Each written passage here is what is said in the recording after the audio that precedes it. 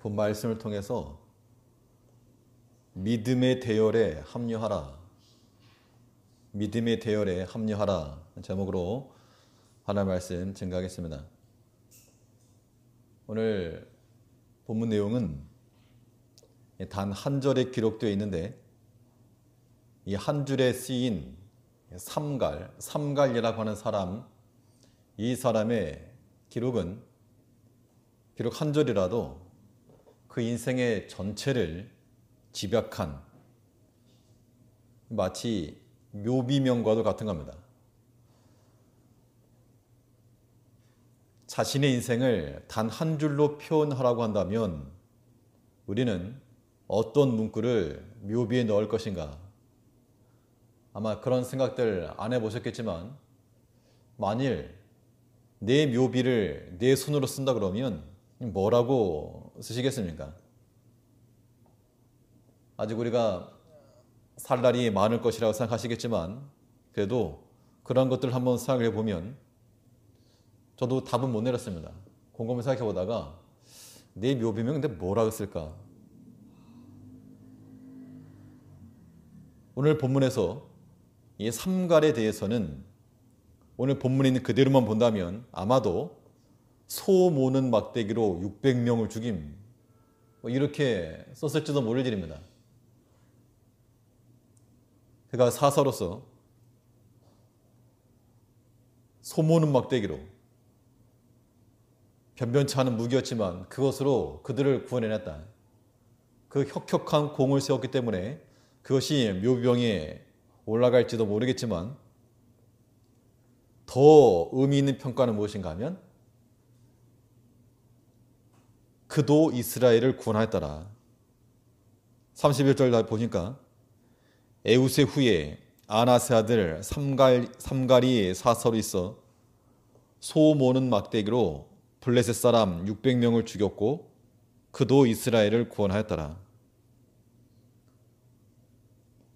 이 삼갈을 평가함에 있어서는 이 그도 이스라엘을 구원하였더라. 이걸 이제 어떻게 해석하느냐가 중요하겠는데 많은 경우 이 삼갈처럼 보잘것없고 별 볼 일 없는 그런 시시한 사람이라도 죽게 쓰임 받았다.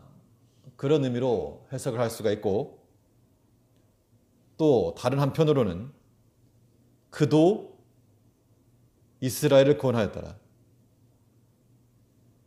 이 하나님의 구속 역사 속에서 영적 흑암기에 있던 백성들에게 하나님의 구원을 나타낸 그 시대의 한 구원자로서 마치 모세와 같이 그 뒤를 이은 요사와 같이 그 뒤를 이은 온니엘과 에훗과 같이 그 한 시대를 구원한 구원자였다라고도 볼 수가 있다는 겁니다.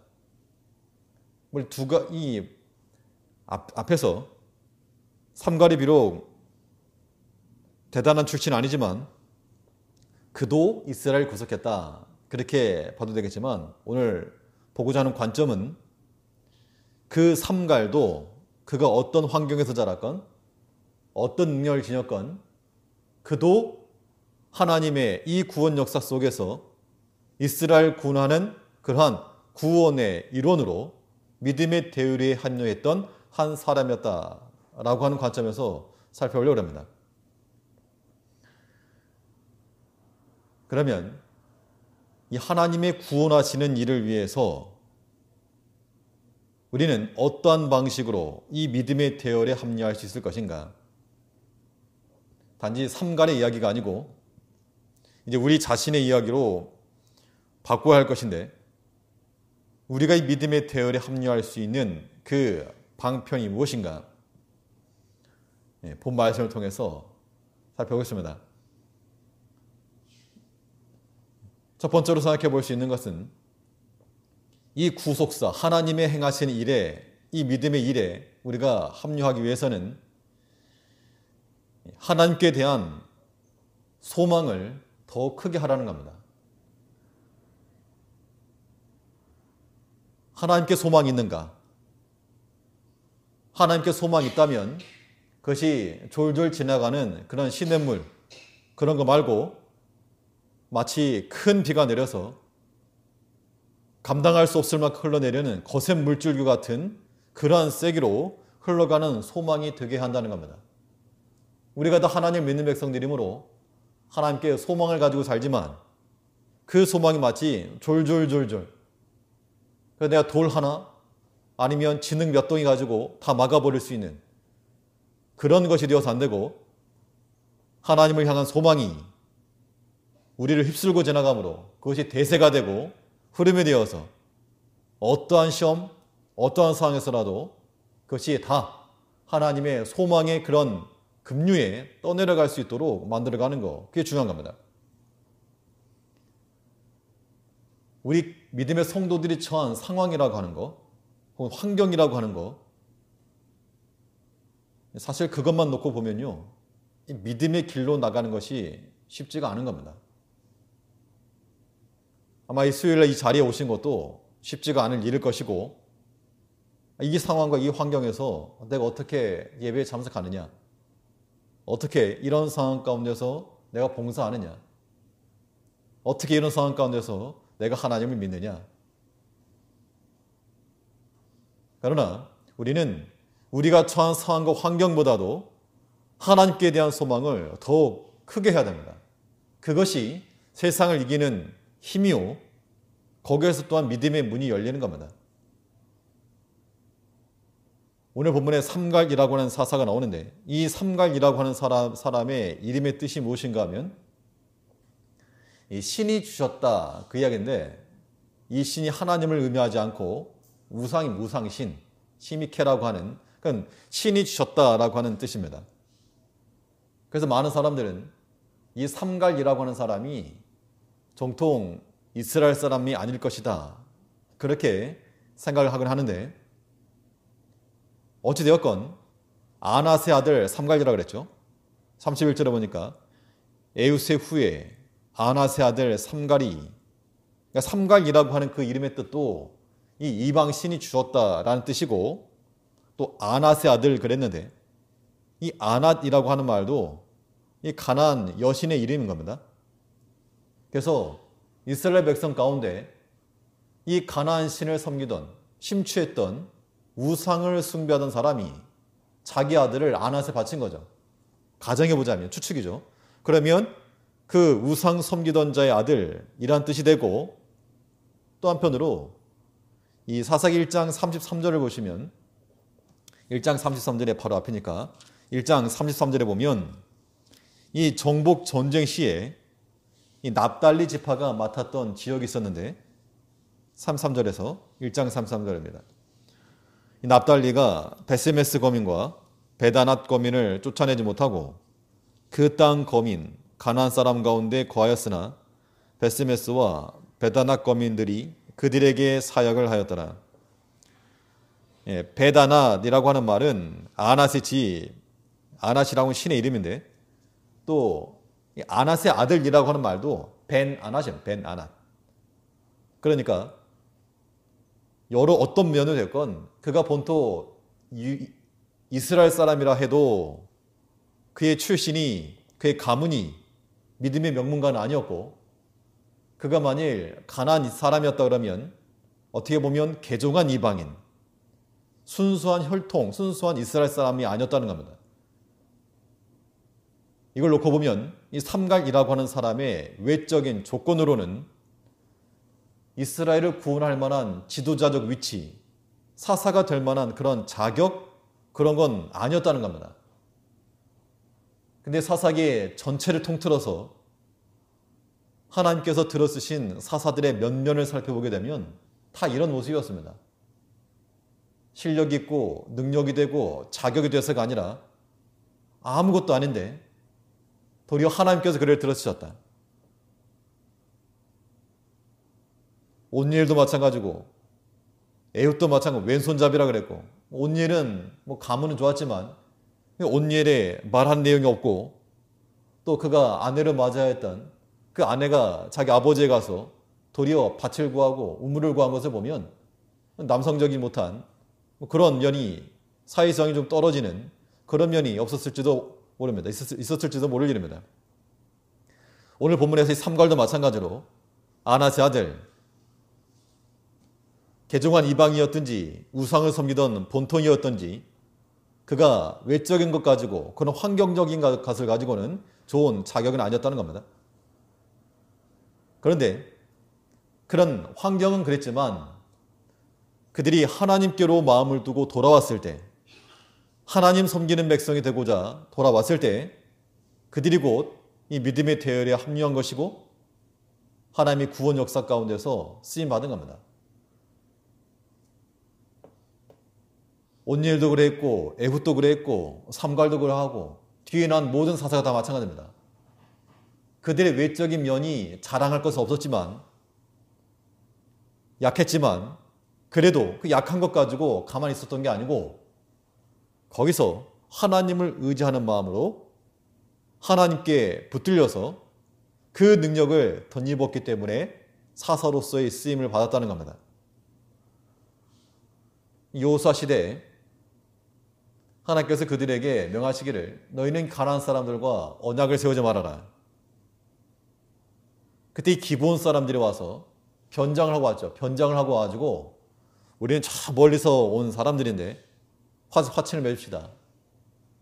기브온 사람들은 해쪽 속이었음에도 불구하고 그가 이 믿음의 백성에 합류하기 위해서 그들의 신앙적 결단과 의지를 가지고 들어왔다는 겁니다. 그래서 그들은 이스라엘 백성들의 한 축이 되었고 이방 여인이었던 룻도 자신의 육체에 생각했더라면 고향을 돌아갔을 법하지만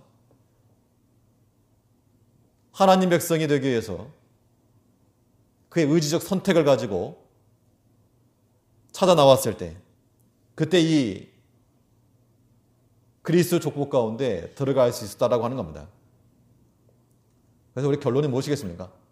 우리가 다른 사람들보다 조건이 나쁘다고 해서 하나님께 쓰임받지 못하는 것은 아니라는 겁니다. 우리는 보통 어떤 마음을 가지게 되는가 하면 뭔가 많이 쓰임받기 위해서 준비를 좀 많이 해야 되겠다. 좀 많이 배워야 되겠다. 아니면 좀 뭘 해야 되겠다. 그런 것을 생각을 하지만 정작 하나님의 관심은 거기 있는 게 아니라는 겁니다. 그 많이 배우는 거 내가 원하는 게 아니고 네가 원하는 거 아니냐 그거. 또 물질이 좀 많은 거. 그 내가 원하는 게 아니고 네가 원하는 거 아니냐 사실은. 우리가 하나님께 쓰임받는다는 것은 우리의 약함까지라도 쓰임받을 수 있음에도 불구하고 우리는 우리 스스로가 판단해서 이거 안 된다. 스스로 강한 것을 만들려고 한다는 겁니다. 그것 자체가 뭐 나쁜 건 아니겠지만 그런데 이것이 우리의 어떤 외식과 속임일 수 있다는 겁니다. 그래서 이제 우리 기도 제목들이 어떻게 바뀌어야 됩니까? 내가 비록 약할지라도 나와 내 가정과 자녀들과 다른 것에 비교해 보았을 때 부족한 것이 많을지라도 남들만큼 되게 해주세요. 사람의 마음은 그러죠 사실. 남들만큼만 되게 해주세요. 그러나 그보다 더 탁월한 기도가 무엇입니까? 남들보다 못할지라도 그러한 자에 불과할지라도 하나님 일에 쓰임받을 수 있는 은혜를 달라고 구하는 것. 하나님께서 그걸 기뻐하실 거라는 겁니다. 당연히 그런 기도가 우리 가운데 나와야 됩니다.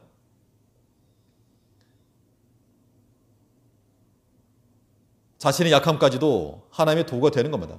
그래서 성경 뭐를 말합니까? 약한 것을 자랑하고. 약한 것을 자랑한다고 했을 때 그 약한 것 자체만이 아니고 그 약한 것이 하나님께 붙었을 때 그게 강해지는 겁니다. 그래서 우리의 모든 약한 것이 하나님께 소망을 두고 나아갈 때 그때 극복이 되는 겁니다. 성경에 보면 에스더가 나오는데 그가 포로로 잡혀온 나중에 왕후가 됐지만 그 출신을 숨겼죠. 왜냐하면 출신을 말하면 어디 지금 포로로 잡혀온 딸이 식민지 주제 그렇게 여길 수 있다는 겁니다. 그런데 그 출신을 숨기고 왕후가 되었는데 나중에 모르드게를 통해서 하는 말이 내가 왕후가 된 것이 이때를 위함이 아닌지 어떻게 하겠느냐. 비록 출신은 천하고 천하다기보다도 다른 사람들과의 비교할 바가 되지 못하고 도리어 그것이 드러났을 때 자신의 부끄러움과 수치가 될 수 있을지 모르지만 그러나 하나님께서 이때를 위해서 너를 이렇게 부르시고 왕후가 되게 하신 거 아니냐. 이렇게 말하면 이제 왕후는 좋은 거니까 별 공감이 안 되실지 모르겠는데 요셉 얘기를 하면 똑같은 패턴으로 한번 말씀드리면 내가 감옥에 갇힌 것이 이때를 위하면 어찌 알겠느냐. 감옥에 갇혔다라고 하는 건 안 좋은 거니까 우리가 당하는 여러 가지 고난이나 실패와 접점을 찾을 수 있을 겁니다. 그런데 보통 생각하기를 그런 상황에 처하게 되면 정말 하나님 살아계시는가? 어쩌자고 나를 정말 이렇게까지 만드시는가? 그런 마음을 가지기 쉬운데 그런데 하나님의 뜻은 어디 있었는가 하면 그 감옥에서 썩는 것이 하나님의 뜻이 아니고 거기를 징검다리 삼아서 하나님께서 그런 총리의 자리로 앉게 하시려고 하나님의 구원과 영광을 얻게 하시려고 그 감옥에 잠깐 집어넣었다는 겁니다. 그래서 요셉이 친히 하는 말이 당신들이 나를 이곳에 팔았으므로 근심하지 마소서 한탄하지 마소서 하나님이 생명을 구원하시려고 나를 먼저 보냈습니다. 그 야곱이 요셉을 얼마나 사랑했습니까? 그 12아들 가운데도 제일 사랑해서 채석옷을 갖다 입히고 아주 그냥 눈에 넣어도 아프지 않을 그런 자식이었는데 생각지도 않은 그런 고난을 통해 죽고 말았습니다. 야곱 입장에서는. 그래서 얼마나 슬퍼했습니까? 근데 그것만 놓고 생각하면 하나님 어쩌자고 나를 이렇게 그 사랑하는 자식을 죽게 만들었습니까? 그런데 하나님의 뜻은 어디 있었는가 하면 죽은 게 아니라 도리어 내가 살리려고 애굽으로 보냈다. 이제 우리가 여러 가지 고난과 큰 시험을 당할 때 우리가 하지 말아야 될 가장 안 좋은 것은 거기 절망하는 겁니다. 절망하는 것이고 하나님 원망하는 것이고 분노하는 것이고 이것은 우리에게 아무런 유익을 주지 못합니다. 그럼 어떻게 할 것인가요?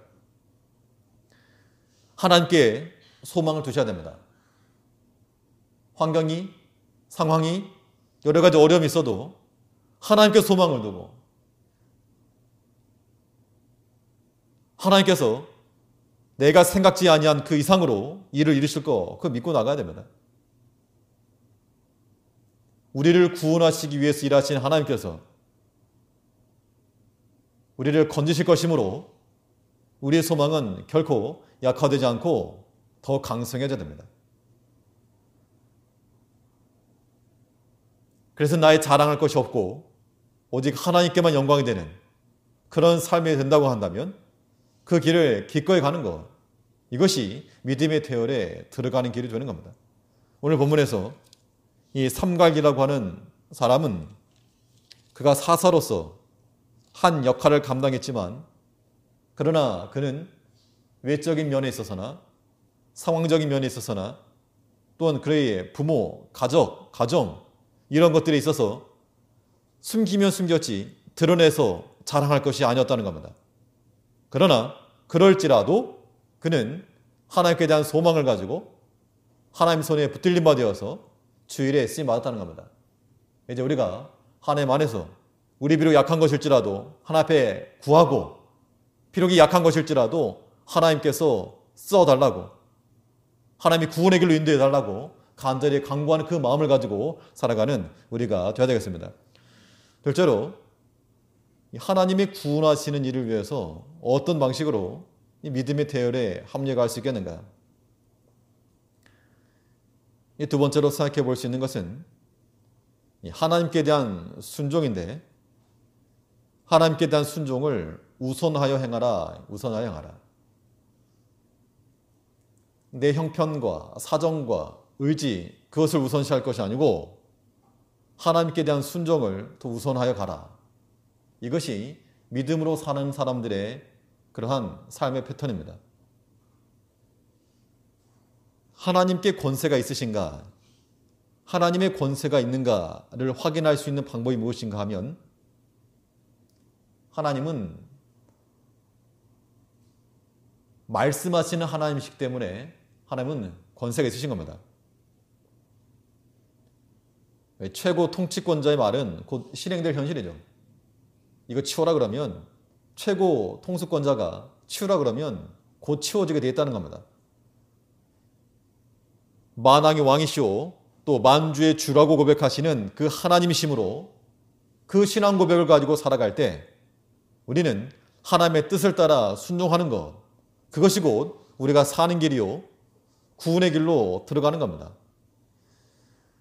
이 삼갈에 대한 이야기가 한 절밖에 없지만 이 삼갈이 살던 시대를 보여주는 그 배경과 같은 구절이 한 구절이 있는데 사사기 5장 6절을 보시면 한번 찾아보시죠. 5장 6절에서 사사기 5장 6절을 보시면 아나스의 아들 삼갈의 날에 또는 야엘의 날에는 대로가 비었고 행인들은 소로로 다녔도다.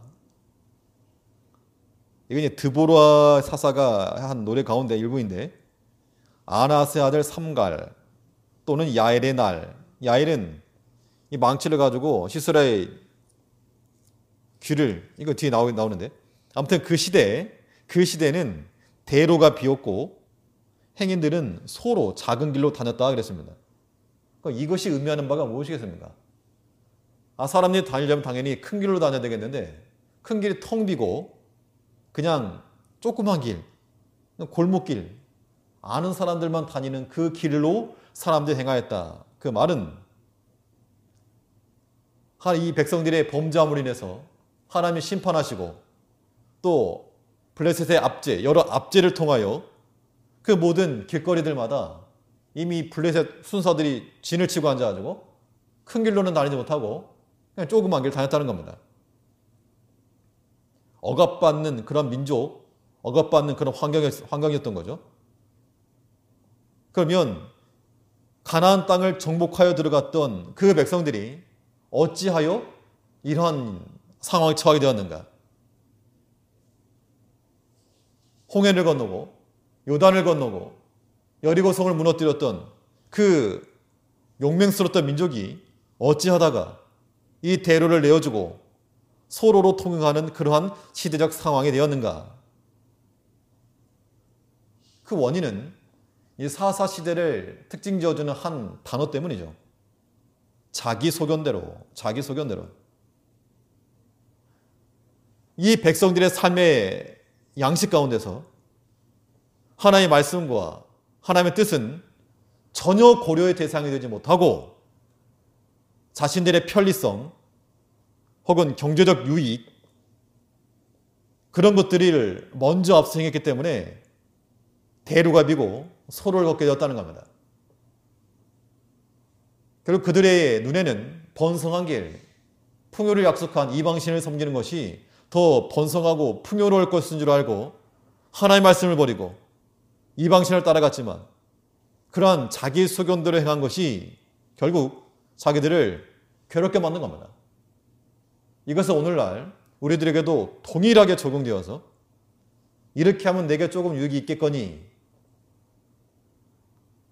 하나님의 말씀 어기더라도 이것이 내게 도움이 되겠거니 혹은 우리 자식들에게 도움이 되겠거니 그렇게 잘못된 사랑이라는 거죠. 자식들을 사랑하는 마음이야 모든 부모가 똑같겠지만 세상법을 어기는 것도 마찬가지고 하나님의 말씀을 어겨가면서까지 자녀들을 위해서 성공이나 출세나 하면서 유익을 위해서 하겠죠. 근데 과연 그것이 그 부모의 마음대로 되겠는가? 저주의 말이 아니고 바른 길을 택하자는 겁니다. 더 좋은 길을 택하자는 얘기예요. 잃어버린 대로를 회복하는 길은 자기의 소견을 버리고 하나님의 뜻을 따라 행하는 것이 있습니다. 그러니까 동의를 하시건 안 하시건 우리 인생의 길은 하나님이 지도하시고 우리가 그렇게 염려하고 걱정하는 우리 자식들의 앞길도 하나님께서 지켜주시는 겁니다. 이 명확한 진리를 잃지 마시라는 거예요.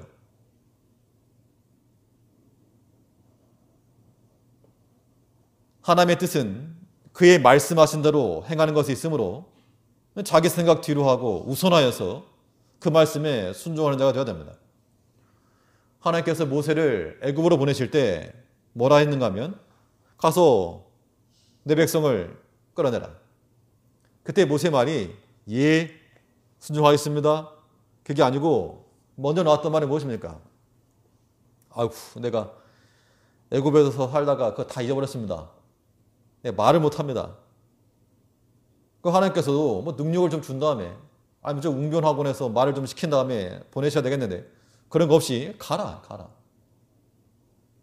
그러니까 나는 준비가 되지 않았음에도 불구하고 하나님께서 가라라고 명하셨을 때에는 하나님의 계획이 있고 뜻이 있고 하나님이 모든 플랜이 있다는 것인데 그걸 믿고 나가면 될 터인데 우리가 그러지 못한다는 겁니다.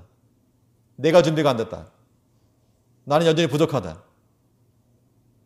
그런 것들이 때로는 겸손일 수 있지만 겸손을 가장한 큰 교만일 수 있다는 겁니다. 그에게 어떤 자격을 갖추기 전에 일단 가라.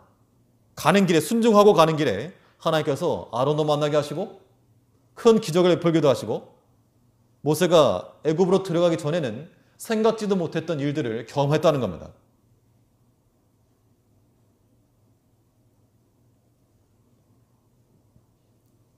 베드로가 예수님께서 풍랑이는 바다를 걸어오실 때 주시어든 나로 걸어오게 뛰어내리게 하십시오. 오라. 무슨 안전복을 입혀준 것도 아니고 구명조끼를 입혀준 것도 아니고 아무것도 없이 그냥 일단 오라. 일말의 힌트도 없이 오직 그 말씀을 주시고 그 말씀에 의지하여 행할 것을 우리에게 명하신 겁니다. 우리에게도 마찬가지입니다. 내 생각과 내 마음으로는 이게 절대 아니고 이거 그렇게 하는 거 아니야. 이거 사회생활은 그렇게 하는 거 아니야. 그러면서 행하는 그런 모든 모습들이 하나 앞에서 자기 소견대로 행하 자기 소견대로. 물론 사회생활은 그렇게 하면 안 될지 모르지만 신앙생활은 그렇게 하는 거 아니라는 겁니다.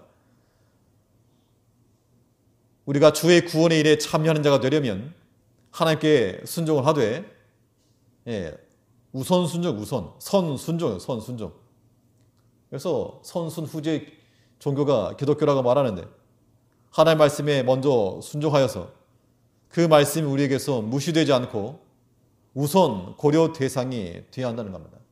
우리가 정말 쉽게 하나님의 말씀을 너무 쉽게 버리거나 뒤로 하는 그런 습성이 있다면 그건 고치고 그 결과가 우리로 하여금 대로를 걷고 것이 아니고 대로는 텅텅 비고 소로 거울 지나는 겁니다. 회복하는 길은 하나님의 말씀 우선해 가는 겁니다. 좌로나 우로나 치우치지 말고 하나님의 말씀 순종하라. 그것이 그 땅을 얻는 길이라 그랬다는 겁니다. 이제 우리 인생의 길도 마찬가지로 여러 가지 불안함과 또 염려와 근심 걱정이 많은 우리는 인생이지만 그럴지라도 자기의 소견을 버리고 하나님의 뜻을 따라서 굳건히 서 나갈 때 하나님께서 반드시 그 믿음을 부끄럽게 하지 않으시고 하나님께서 기뻐하셔서 예배해 놓으신 더 좋은 것, 우리가 생각하고 계획한 것, 그 이상의 것 주실 거라는 겁니다. 그걸 믿고 살아가는 우리 믿음의 사람들 되어야 되겠습니다. 마지막으로 이 하나님의 구원하신 일을 위해서 어떤 방식으로 믿음의 대열에 합류하겠는가? 세 번째로 생각해 볼 수 있는 것은 하나님을 향한 은사를 특화시켜라. 하나님께서 우리에게 주신 그러한 재능들이 다 있는데 재능이라 그래서 남들에게 드러내는 그건 아니라도 아무튼 나만의 자기만의 무엇인가 있다는 겁니다. 사실 장점이 단점이기도 하고 단점이 장점이기도 한데 하나님께서 주신 그 은사를 그냥 땅속에 묻어두지 말고 그것을 특화시켜서 활용하고 발전시켜 나가라 그 이야기입니다. 하나님께서 우리에게 다 주지 않았지만 한 가지 주신 게 있다면 그 한 가지 가지고 행하라고 우리 부르신 겁니다. 오늘 본문에서 이 삼갈이 이스라엘을 구원하는 데 사용했던 것이 무엇인가 하면 소모는 막대기라 그랬습니다. 31절을 보니까 에웃의 후에 아나세 아들 삼갈이 사사로 있어 소모는 막대기로 블레 사람 600명을 죽였고, 소모는 막대기를 가졌다라고 하는 말은 일단 이 삼갈의 상황 자체가 뭐 귀한 그런 출신은 아니라 뭐 이걸 보여주고 있고, 600명을 죽였다. 뭐 한 번의 전투에서 600명을 죽였는지 뭐 합차 600명인지 알 길 없으나, 그러나 분명한 것은 소 모는 막대기라고 하는 자기 손에 들려주는 것을 가지고 구원하는 일에 쓰임 받았다는 겁니다.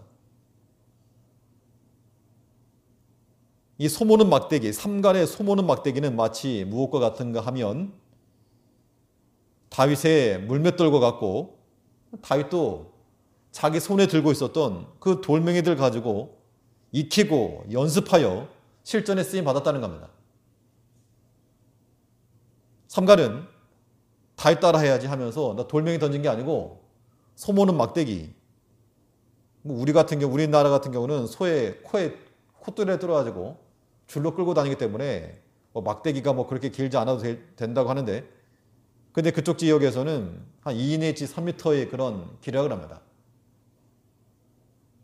그 소모는 막대를 가지고 평상시에 소만 모은 게 아니고 검술을 익혔는지 모르겠는데, 아무튼 그냥 들고만 다니지 않았다는 겁니다. 600명과 더불어 싸울 만큼의 그런 기술과 그런 능력이 그의 손에 있었다. 그 말은 그것을 가지고 익히고 연습한 게 분명합니다. 다윗의 물맷돌과 똑같은 거죠. 뒤에 사사기 쭉 나오는 걸 보면 각 사사들마다 특징적 무기들이 한 가지씩 나오는데, 이게 사실 뭐 별 볼 일 없는 겁니다. 삼갈은 뭐 에웃은 그나마 에웃은 칼이 있었고, 삼갈은 소모는 막대기라 그랬고, 삼손은 나귀의 뼈로, 야일은 방망이를 가지고, 기드온은 항아리와 횃불을 가지고, 무기라고 어디 가서 말하지도 못하겠지만 그러나 하나님이 주신 것을 가지고 싸웠다는 겁니다. 싸워서 어떻게 되었는가? 싸워서 이긴 거죠. 특별히 계시록을 보고 이제 창세기와 이 사사기를 보니까 이게 참 연결이 되는 그런 느낌을 많이 받는데, 그렇다고 뭐 억지로 이렇게 짜맞추는 그런 해석은 아니지만, 우리가 계시록에서 본 바와 같이 666이라고 하는 수를 보지 않았습니까? 세상의 수. 666이라고 써놓고 읽는 게 아니고 600, 숫자 600, 그다음 숫자 60, 6인 겁니다. 그다 이제 세상을 다 가리키는 거죠. 하나님 대적하는 거. 이 600명도 뭐 599명도 아니고 601명도 아니고 딱 600명일지 뭔지 모르지만, 아무튼 이것이 또한 상징하는 바도 하나님께 주신 것을 가지고 이겨냈다는 겁니다. 이제 우리는 하나님께서 우리에게 주신 그런 은사들을 가지고 제발 땅에만 묻지 말고 땅에 묻는다는 것이 무엇일까? 안 하는 거. 땅에 묻어놓는 거 안 하는 겁니다. 꺼낼 수 있는데 안 하는 거죠. 그 예수님께서 기뻐하지 않으시고, 또 그 비유 가운데 보면 악하고 게으른 정을 하나님께서 우리에게 주신 거, 정말 그거 다른 사람에게 없는, 다른 사람이 감당할 수 없는 것을 감당할 수 있는 거, 그거 안 한다 말하지 말고 땅에 묻어놓는 거니까. 그렇다고 너무 본인이 나서는 것도 옳지 않겠지만, 하나님의 때에 하나님의 옆에 쓰임받고자 하는 마음을 가지고 앞장서 나가는 거, 그거 필요한 겁니다. 이것이 이 하나님의 구원의 역사, 이 믿음의 대열에 합류하는 길이 되는 거죠. 근데 더 정작 중요한 것은 소모는 막대기, 이 막대기가 중요한 게 아니고, 이 막대기가 누구의 손에 들렸는가 하면 삼갈의 손에 들렸고, 또 이 삼갈은 하나님의 손에 들렸다, 그 이야기입니다. 즉 우리 자기 자신이 하나님의 손에 붙들린 그런 무기가 되어야 됩니다. 다윗 시대에 돌멩이를 던질 줄 아는 사람이 다윗만 있었던 거 아니지만, 하나님께서는 그 마음에 합당한 자기 손에 들은 그 다윗을 들어서 사용하셨습니다. 또 그 당시 소모는 막대기, 소를 삼갈만 몰았겠습니까? 소모는 막대기를 들었던 사람이 한둘이 아니었겠지만, 거기서 또한 익히고 연습한 자, 또 하나님을 나오지 않았지만 앞장서서 이스라엘 구원할 정도가 되면 하나님을 향한 열심과 그런 특심과 행함이 있었다는 얘기인데, 하나님께서 그를 들어 쓰셨다는 겁니다. 이 하나님의 구원 역사에 있어서 가장 필요한 것은 하나님의 손에 붙들린 믿음의 사람인 거죠. 그리고 여기는 우리 한 사람 한 사람이 다 하나님이 들어쓰실 만한 그런 수단이라는 겁니다. 그런데 우리가 우리 손에 아무것도 안 쥐고 있으면 그냥 땅속에 감춰놔 버리면 하나님께서 쓰실 수가 없는 거죠. 믿는 마음을 가지고 비록 약하고 부족할지라도 내가 어디다 쓸모 있는가, 내가 어디다 쓰임받을 만한 자격 되는가, 그런 생각은 하나님 하실 거니까 하다못해 소모는 막대기도 어디 나귀 뼈 따고도 아니면 집에서 쓰던 그런 방망이라도 하나님들은 쓰시는데 그런 생각이랑 뒤로 하고 나 형편이 어떠하든지 하나님 손에 붙들려서 오직 하나님이 하셨다고밖에 말할 수 없는 그런 삶을 살아간다면 이것이 믿음의 삶이요, 믿음의 선진들이 걸어갔던 그 믿음의 판례를 따라가는 것이 되는 겁니다. 아무쪼록 이 사사시대와 같은 영적 흑암의 세대 가운데서 우리 약한 것이 투성일지라도 하나님을 향한 소망을 더욱 크게 하고 하나님의 말씀을 먼저 고려하고 먼저 순종하여 자기 소견을 버리고 하나님의 뜻을 따라 행할 뿐만 아니라 하나님의 주신 그 은사를 땅에 묻지 말고 손에 들고 하나님께 쓰임받음으로 하나님 앞에 하나님께서 사용하실 만한 믿음의 귀한 일꾼으로 쓰임받는 모든 성도님들 다시 바라겠습니다. 기도하겠습니다.